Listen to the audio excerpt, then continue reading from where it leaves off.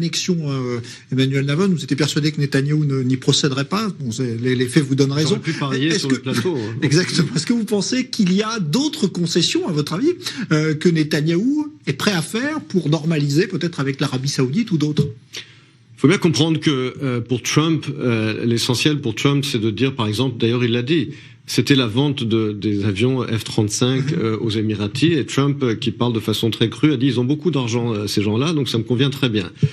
Ça a beaucoup embarrassé Netanyahou, évidemment, parce que en diplomatie, il y a pas rien n'est gratuit, rien n'est gratuit. Rien n'est unilatéral. Il faut bien comprendre que quel est l'intérêt des Émirats Arabes Unis dans cette histoire. D'abord, ils n'ont aucun conflit avec Israël, et comme j'ai dit tout à l'heure, ils ne veulent plus être l'otage du veto palestinien. Mais ils ont besoin des F-35 américains, et comme je l'ai dit, le dirigeant émirati a dit « moi j'ai bloqué l'annexion israélienne ». Donc bien sûr qu'il y a un prix. Il n'y a pas de concession en relations internationales sans prix. Et les deux prix qu'Israël a payés, c'est le gel complet de l'annexion et l'autorisation discrète, on va dire, de cette vente d'avions aux Émirats Arabes Unis. Maintenant, ensuite, il faut voir les autres pays du Golfe.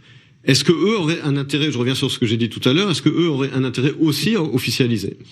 Là aussi, l'Arabie Saoudite aurait besoin de montrer quelque chose en échange. Parce que il faut bien comprendre que la coopération aujourd'hui entre l'Arabie Saoudite et Israël, elle existe dans les faits. Donc, qu'est-ce qu'ils auraient à gagner à officialiser? C'est ça que se pose la question que se posent les Saoudiens. Même chose avec le Bahreïn. Qu'est-ce qu'ils y gagneraient?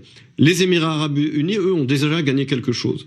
Et tant que les autres pays du Golfe, et tant que l'Arabie Saoudite ne pourront pas montrer quelque chose qu'ils gagnent dans une officialisation avec Israël, ils se contenteront de gestes qui sont importants, comme l'ouverture de l'espace aérien saoudien pour les vols civils israéliens, qui est important. Mais ici, c'est des relations internationales, c'est des questions d'intérêt.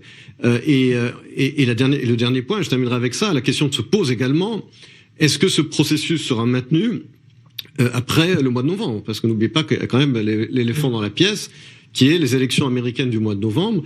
Et si Trump n'est plus au pouvoir, eh bien cette diplomatie qui a certains succès, il faut bien le dire, même si Trump, on peut pas dire que ce soit un grand expert de la diplomatie. Mais son gendre, en tout cas, lui. Mais il a réussi quand même avec ses changements de paradigme, même avec ses gros sabots, il a quand même eu certains. Alors il a échoué complètement avec la Corée du Nord, par exemple, et avec l'Iran, il faut bien le dire, en disant moi je vais renégocier, etc. Bon, mais là où il a eu quelques acquis, c'est justement au Proche-Orient, en ayant une approche très business, en disant je vends des avions aux Émirats, je leur demande d'officialiser avec Israël, ça marche. Mais si Trump n'est plus au pouvoir après les élections du mois de novembre, est-ce que les pays sunnites vont accepter de continuer dans cette politique? On n'est pas sûr du tout. Donc il y a aussi un gros point d'interrogation sur la continuité de cette tendance, sur la question des élections américaines.